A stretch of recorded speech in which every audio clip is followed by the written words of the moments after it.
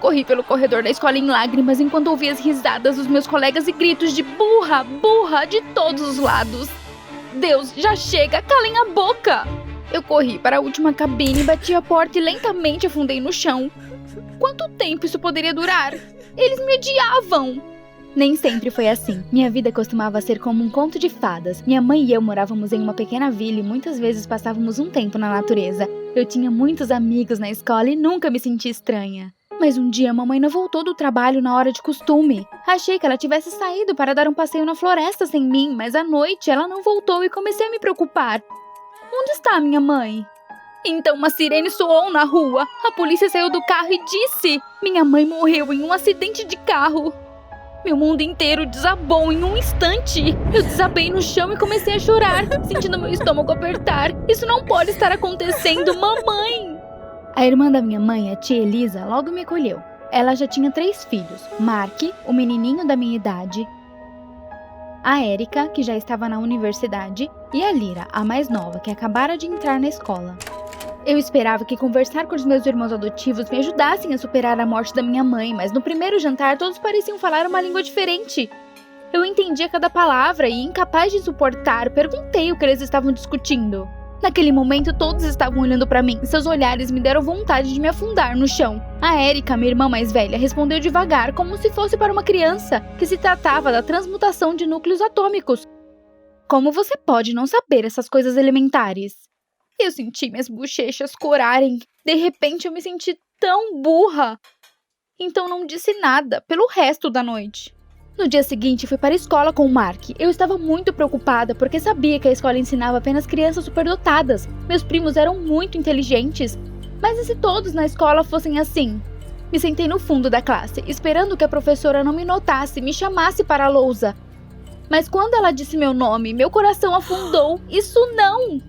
Fui com as pernas rígidas até a lousa e olhei horrorizada para a equação. Eu não sabia nada sobre matemática, sempre odiei, e agora estava em pé, na frente da classe, enraizada no lugar. Eu literalmente queria que um buraco se abrisse no chão.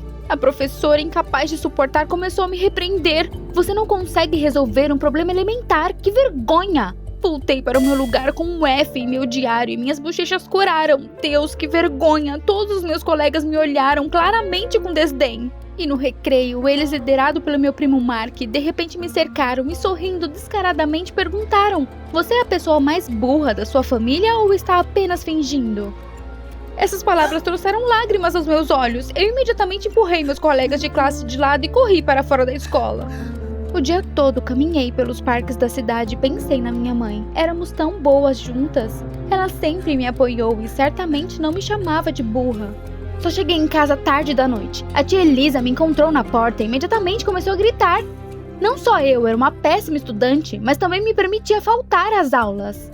Eu queria me explicar e inventar alguma coisa, mas minha tia foi inflexível. Ela me colocou de castigo, me proibindo de assistir TV e ler qualquer coisa que não fosse livros didáticos até que minhas notas melhorassem. Mas o mais importante, fui proibida de caminhar. E esse era o único momento bom pra mim. Eu estava desesperada. Ela não consegue ver que eu simplesmente não sou boa em estudar. Não sou tão inteligente quanto os meus primos. No dia seguinte, na escola, o pesadelo se repetiu. Só que dessa vez todos gritaram que eu era burra e não hesitaram em apontar o dedo. Eu me escondi no box do banheiro e chorei. Quanto tempo isso poderia durar? Eu não podia mais fazer isso. Oh mãe, onde você está? Quando ela estava viva era diferente. Enxuguei minhas lágrimas. A mamãe definitivamente não choraria no meu lugar. Ela provaria que todos estavam errados. E eu também provaria que não era burra, afinal. Saí da cabine e fui para a biblioteca. Eu precisava de uma resposta para uma pergunta. Como me tornar inteligente em pouco tempo? Fiquei sentada na biblioteca até a noite, mas não encontrei nada. Meus olhos já doíam de tanto esforço, mas não desisti. Não poderia sair sem nada. E então meus olhos pousaram sobre o livro de botânica. A mamãe adorava plantas, ela sempre falava de suas propriedades curativas. Uma vez, quando estávamos caminhando perto do rio, ela me mostrou uma flor com pétalas azuis e me disse que melhorava a memória e aumentava a atividade cerebral. Espera! Era disso que eu precisava! Peguei minha mochila e imediatamente corri para casa. Minha tia me perguntou severamente onde eu tinha estado até tão tarde. Um arrepio percorreu minha espinha. Engoli seco e tentei fazer uma cara serena. Na biblioteca, fazendo exercícios de matemática. Ela acenou com a cabeça satisfeita, então eu aproveitei o momento. Tia Elisa, posso ir ao vilarejo amanhã? Preciso pegar os livros restantes para me aperfeiçoar em outras matérias. Minha tia me olhou atentamente e eu achei que ela fosse recusar. Mas então ela suspirou. Assim seja, mas pegue apenas os livros didáticos e vá imediatamente para casa. Um sorriso se espalhou pelo meu rosto. Consegui! De manhã, escalei a beira do rio em busca da querida planta com pétalas azuis. Onde estava? Depois de meia hora de procura, já estava desesperada quando de repente me deparei com uma clareira inteira de flores azuis. Não havia limite para minha felicidade. Eu finalmente seria inteligente. Imediatamente juntei umas flores e fui para casa. Esperem, primos. Vocês logo descobrirão qual de nós é realmente burro. À noite eu havia secado as plantas e comido algumas pétalas. Quase imediatamente senti como se tornou mais fácil pensar. Com um sorriso satisfeito, me sentei em meus livros didáticos e imediatamente tentei resolver o mesmo problema para o qual a professora me deu um F. E era realmente elementar. Resolvi em 2 minutos e fiquei emocionada. Meu sofrimento acabaria. Agora eu era inteligente! No dia seguinte, na aula de matemática, fui chamada para a lousa. O Mark, meu primo, gritou que aquele seria um momento de vergonha. Mas eu estava confiante nas minhas habilidades graças à planta e resolvi logo de cara o problema. A professora sorriu imediatamente. Finalmente limpei minha honra. Os colegas me olharam boquiabertos. No recreio, eles estavam em cima de mim perguntando como eu tinha conseguido acompanhar o programa tão rapidamente. Mas eu debochei que sempre fui inteligente, na verdade. Vocês simplesmente não perceberam. Desde então, comi a planta todas as noites e minhas notas melhoraram na escola. Logo, eu até superei meus primos e calmamente discuti a física com eles durante o jantar. A tia Elisa não conseguia esconder seu orgulho e estava feliz por sua sobrinha finalmente ter caído em si. Mas meus primos sempre me olhavam com uma espécie de descrença. Tanto faz, eles nunca iriam adivinhar porque eu era mais inteligente do que eles. Mesmo tendo me tornado inteligente, os exames estavam chegando e eu logo comecei a me preocupar. E se os efeitos das plantas parassem de funcionar e eu fosse reprovada nos exames? O pensamento arrepiou a minha espinha. Não, eu não podia deixar isso acontecer. Todos iriam rir de mim de novo. Não queria repetir de ano. Então, à noite, voltei para o meu quarto e imediatamente tirei as flores, decidindo comer uma dose maior. Mas então a Lyra, minha priminha, invadiu o quarto. Ela congelou ao me ver prestes a comer uma planta estranha. Sussurrei horrorizada para ela se manter quieta. Mas então a Lyra gritou: "Mãe, a Tessa está comendo algo estranho!" Com seus gritos, a tia Elisa zangada veio correndo e imediatamente tirou todas as plantas de mim, dizendo que ela primeiro as estudaria e depois as devolveria, e se fosse algo proibido. Para me garantir, disse que era apenas para o hálito fresco, e ela apenas acenou com a mão. Eu estava desesperada, minhas notas na escola caíram imediatamente e percebi que minha memória não era mais a mesma e o exame seria em apenas alguns dias. Eu precisava pensar em algo. Na noite anterior ao exame, decidi roubar as flores. E enquanto minha tia estava na cozinha, eu me esgueirei silenciosamente para o quarto dela, onde ela poderia ter escondido as plantas. Eu fui na ponta dos pés até a mesa de cabeceira e abri. Ela rangeu suavemente. Inferno! Eu não queria que ninguém me ouvisse. Afastei os documentos que estavam ali e, aleluia, as plantas! Sem perder um minuto, comi tudo de uma vez e imediatamente me acalmei. Agora eu não me preocuparia mais com os exames. Mas então uma dor aguda atingiu meu estômago. Eu me dobrei, respirando com mais dificuldade a cada segundo. Deus, eu tinha que ir para a cozinha. Agarrando meu estômago, quase rastejei para fora do quarto. Ainda havia um pequeno caminho a percorrer. Mas de repente a dor se tornou insuportável. Eu gritei. Minha visão ficou turva. No segundo seguinte, eu apaguei. Eu recuperei os meus sentidos no hospital. Acessos pairavam sobre mim, aparelhos apitavam e minha boca estava seca. Virei minha cabeça e vi a tia Elisa. Ela estava pálida, mais que um fantasma. Minha tia me perguntou baixinho por que eu decidi me matar. Era por causa da minha mãe? Mas eu revirei meus olhos. O quê? Me matar? Eu só queria ser mais inteligente. Foi só graças à planta que tirei boas notas. Sem isso, eu seria mais burra de novo. Minha tia olhou pra mim por um tempo e então ela riu tristemente. O que há de errado com ela? Minha tia disse que a planta não ajudou em nada. Pelo contrário, era extremamente tóxica e desde que eu tomasse em pequenas doses, nada acontecia. Mas quando comi todas as flores de uma vez, meu corpo não aguentou. Comecei a suar frio. Deus, que coisa horrível! Eu me envenenei de propósito. Mas isso significava que as plantas não desempenharam papel nisso tudo, certo? Eu me tornei inteligente por conta própria? Minha tia sorriu. Você se tornou inteligente por meio do esforço e da autoconfiança. Depois disso, ela me deu um abraço caloroso e pela primeira vez desde a morte da minha mãe me senti amada. Depois que tive alta do hospital, fui fazer meus exames e obtive as melhores notas em todas as disciplinas. Percebi que para atingir o objetivo vale a pena fazer um esforço e não esperar uma pílula mágica que resolva todos os seus problemas. Afinal, o conhecimento dá muito trabalho. Você gostou desse vídeo? Então se inscreva, deixe seu like e apoie o canal. Obrigada! Eu não podia acreditar que podia ver novamente. Tudo estava tão claro. Minha mãe, sentada ao volante, perguntou alegremente se eu gostava dos meus novos olhos cibernéticos. Se eu gostei, eu estava maravilhada. Obrigada, mamãe!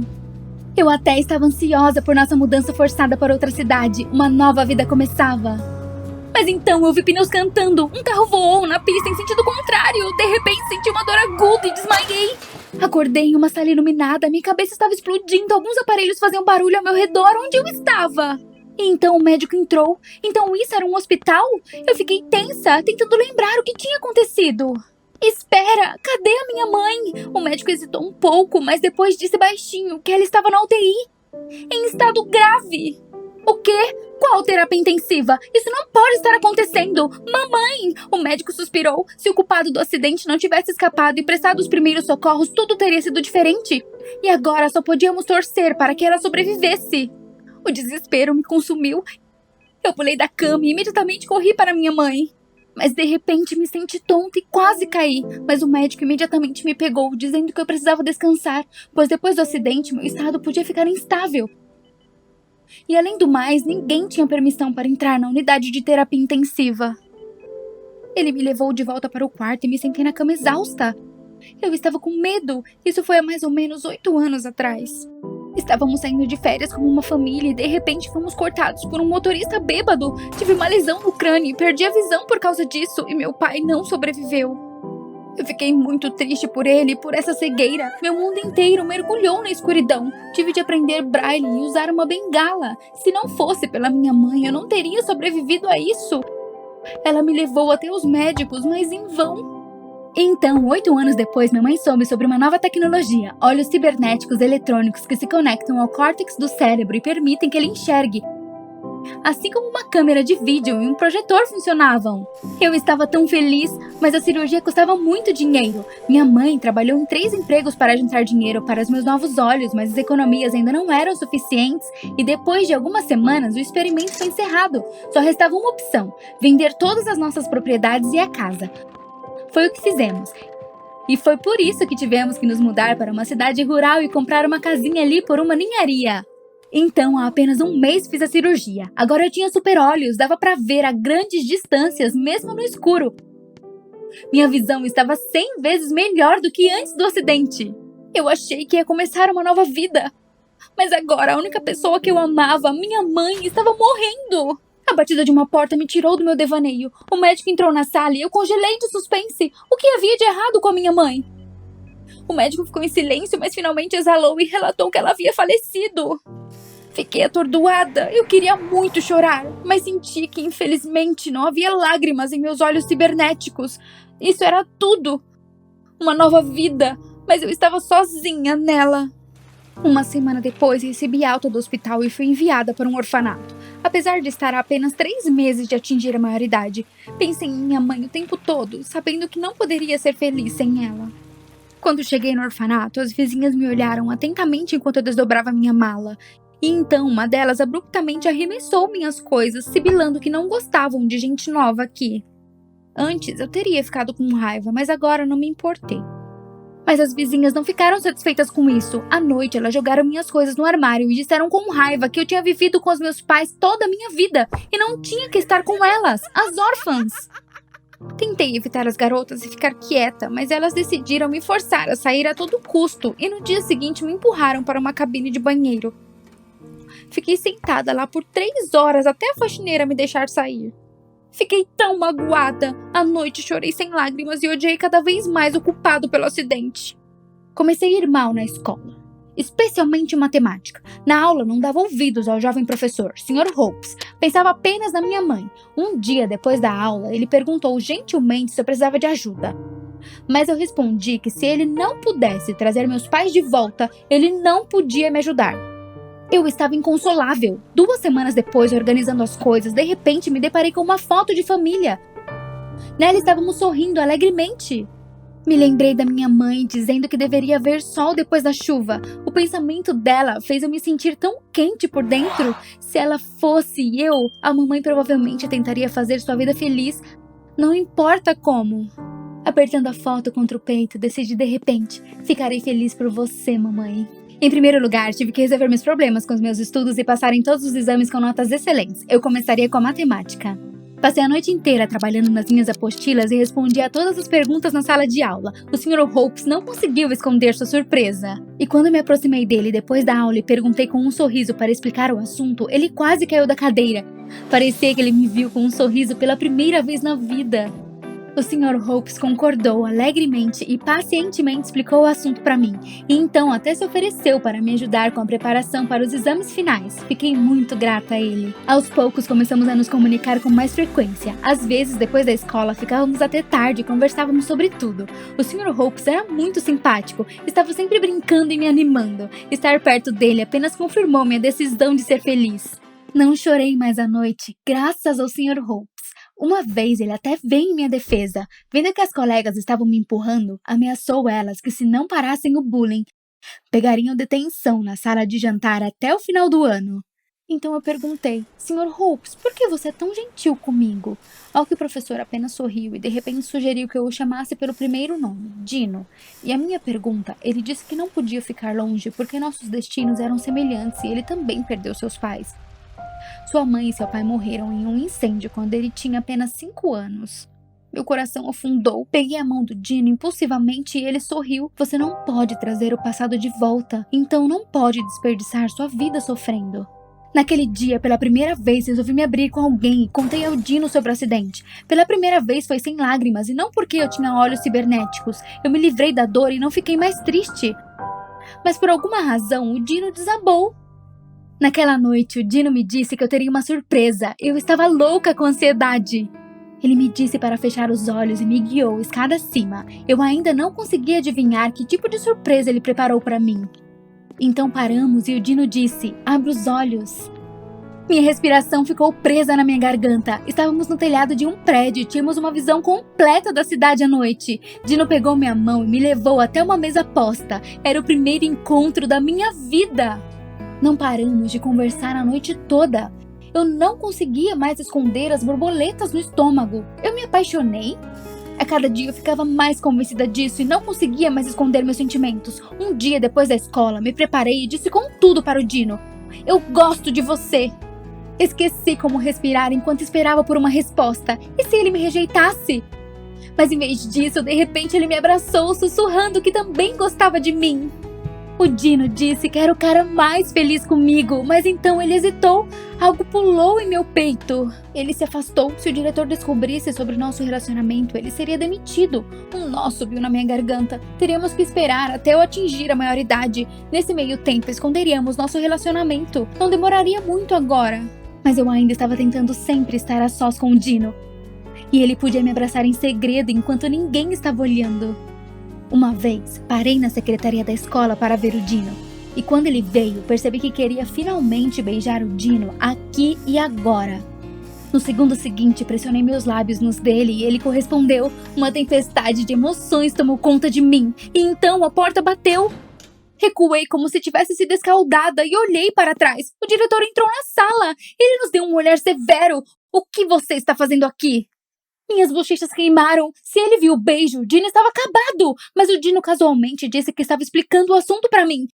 Deus, se ao menos ele acreditasse. O diretor ficou em silêncio por um longo tempo e então mandou deixar a sala e estudar em outro lugar. Ele tinha uma reunião aqui. Ufa! O resto do mês no abrigo eu estava morrendo de impaciência, porque queria namorar com o Dino livremente e finalmente ser feliz. E agora eu tinha 18 anos. Por lei eu poderia ser completamente livre. Então, no dia seguinte, fui morar com o Dino e finalmente estávamos juntos e não nos escondendo. Eu estava feliz. À noite estávamos assistindo a um filme juntos pela primeira vez quando Dino de repente perguntou sobre a minha mãe. Eu disse a ele com um sorriso triste que ela era melhor, ela fazia tudo por mim, até que o acidente a levou embora. Nesse ponto, Dino ficou tenso, mas não pensei muito nisso. Muitas vezes sonhei com um acidente depois daquela noite. Quase pude ver o rosto do culpado quando acordei suando frio, gritando de terror. Tive tanto medo de nunca me livrar dos pesadelos. Às vezes, quando via as crianças com as suas mães, me lembrava da minha infância com dor no coração e apenas o Dino poderia me apoiar. Mas ele estava ficando cada vez mais ansioso, poucas horas de sono, quase nenhuma comida. Eu não sabia o que havia de errado com ele, pensei que fosse eu, mas o Dino sempre disse que eu era a melhor coisa que já tinha acontecido com ele.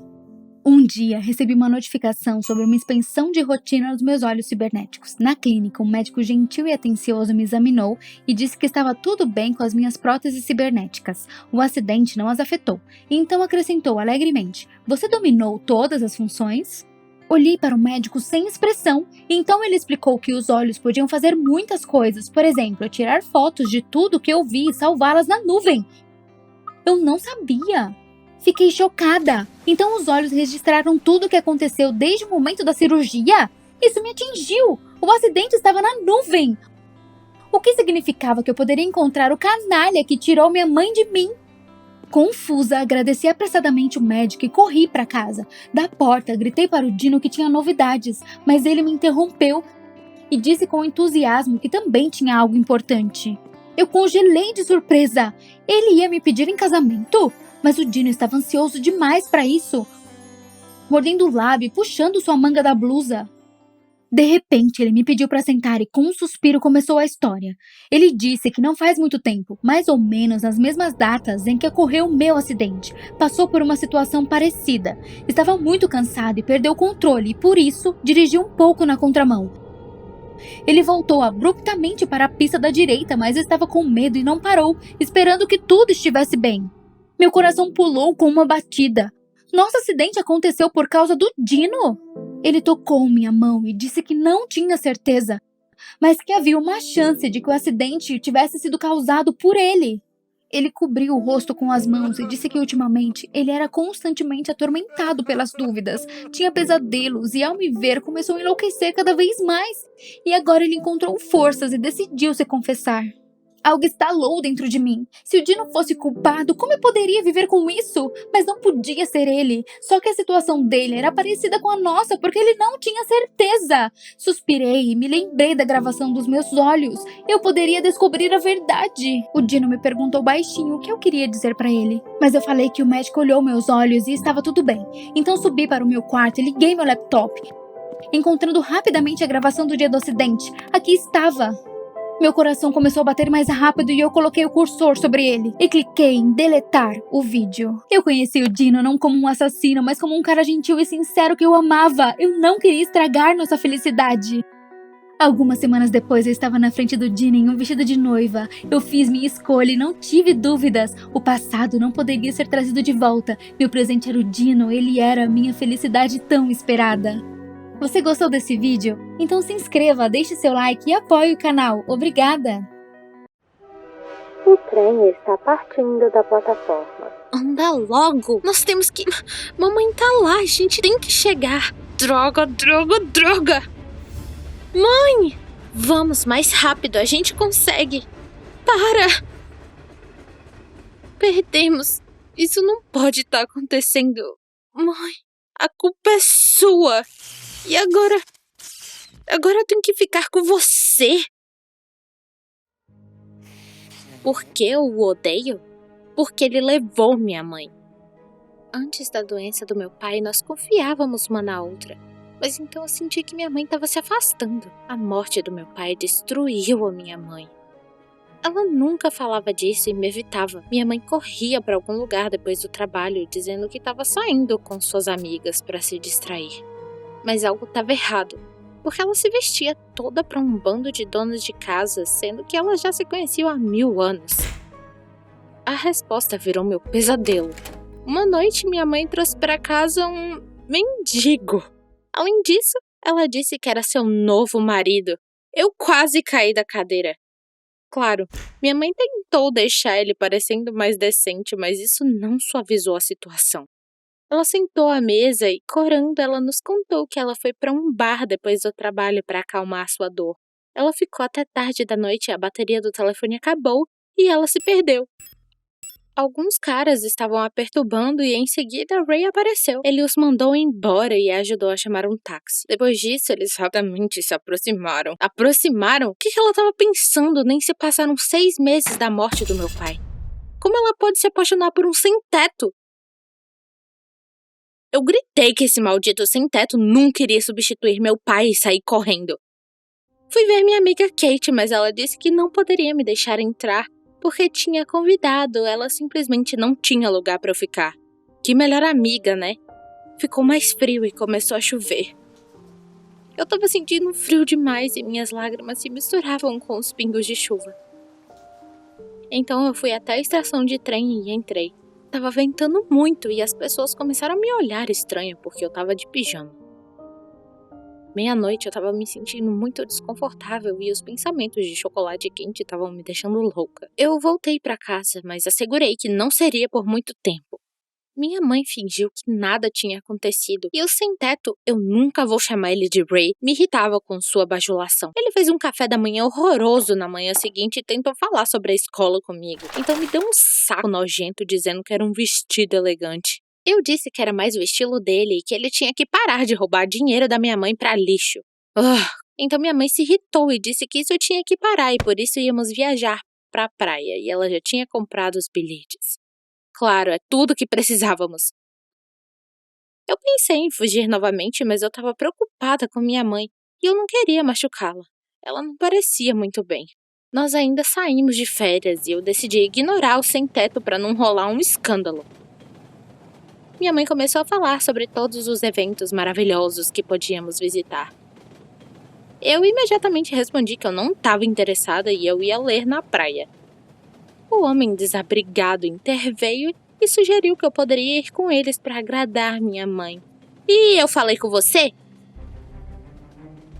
No fim, começamos a brigar. Minha mãe saltou para nos separar, mas ela caiu no chão. Ela estava com a mão no coração e olhando mortalmente pálida. Ai não, o trem parou e o homem sem teto correu para encontrar uma farmácia. Mas minha mãe voltou a seus sentidos, embora ela tivesse muito fraca. Ela me disse que o sem teto tinha esquecido o dinheiro. Colocou o dinheiro na minha mão e eu corri para encontrar ele. Nós compramos o remédio, mas o trem... Bem, você já sabe. Todos os nossos pertences deixados com minha mãe doente, até meu telefone. Esse idiota obviamente não tem um. Foi tudo por causa dele de novo. Por que ele não levou logo a carteira? O que ia acontecer com minha mãe? O chefe da estação disse que estava fechando e tivemos que sair, acrescentando para fazer todas as perguntas amanhã. Eu não poderia nem fazer uma chamada de telefone, então eu tive que encontrar um na estrada, mas não tinha uma alma na rua. Tentamos carona por horas, mas ninguém parava. Claro, eu não confiaria em um cara tão suspeito. Um homem sem teto culpou o fato que era tarde e a estação era remota.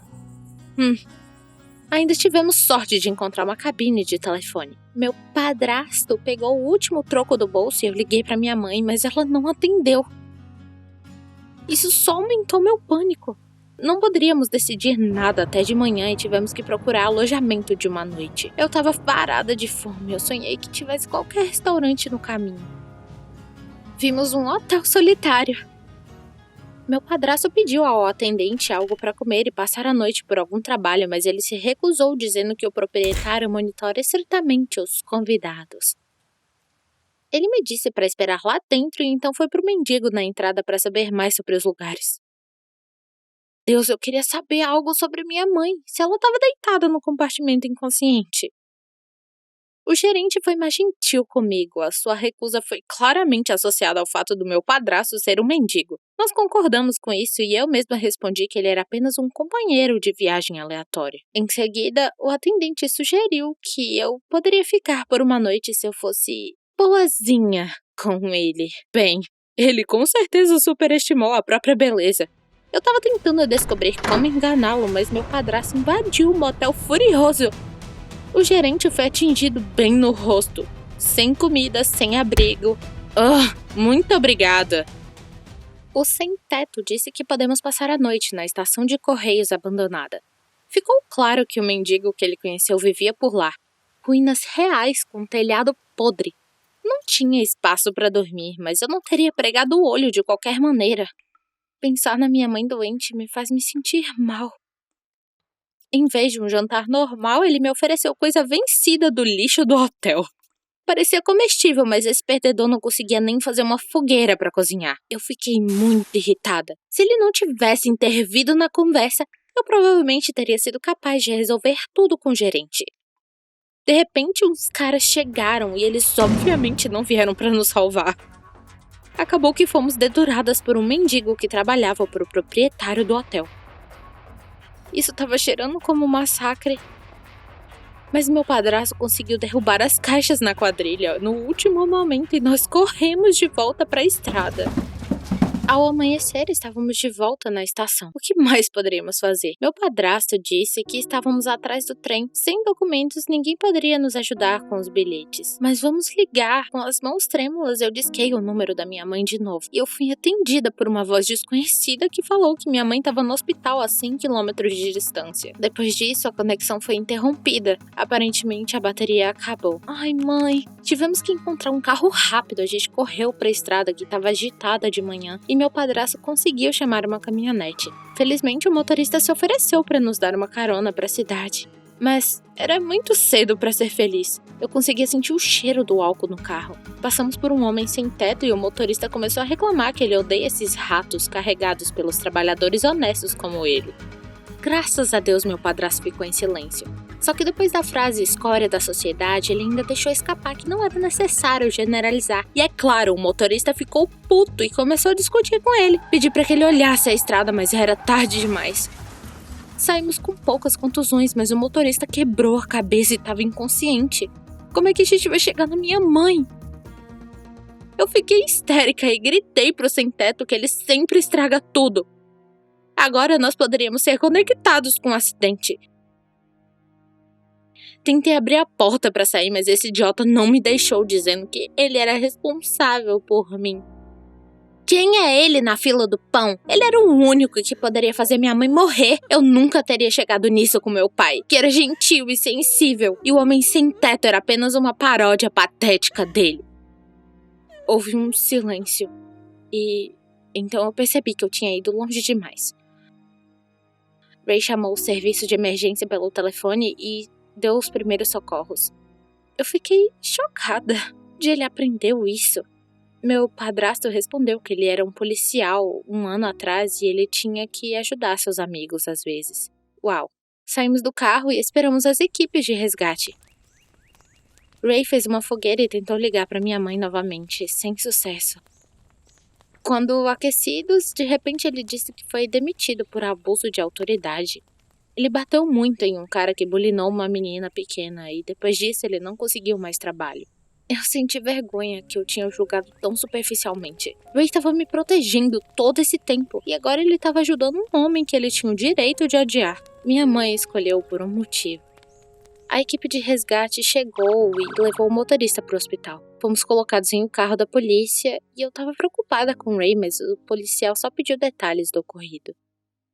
O oficial era uma boa pessoa e Ray, como ex-policial, pediu para nos deixar na clínica. Sem sentir as pernas, corremos para a recepção. Fomos informadas que a minha mãe não estava lá, mas como? Uma enfermeira estava passando correndo e ela ouviu nossa conversa e deu a pulseira da minha mãe e correu para uma cirurgia. Significava que minha mãe morreu. Eu não conseguia respirar. Eu continuava segurando a pulseira como um apoio e Ray ficou de lado, sem se atrever a me tocar, mas ele não aguentou. Começou a me abraçar, dizendo que não importava o que acontecesse, ele iria cuidar de mim. E então, minha mãe apareceu no corredor. Eu fiquei atordoada por alguns segundos e então eu me joguei nos braços dela. Ray abraçou nós dois e minha mãe disse que ela tinha acabado de ter alta e voltou para pegar a pulseira esquecida. Ela se sentia bem e seu coração estava bem, era apenas estresse e excesso de trabalho. Eu fiquei tão feliz em vê-la saudável e pela primeira vez notei o quanto Ray a amava. Minha mãe foi surpreendida com a forma como nós nos tornamos amigos durante nossa aventura. Eu nem sequer notei que eu comecei a chamar Ray pelo nome.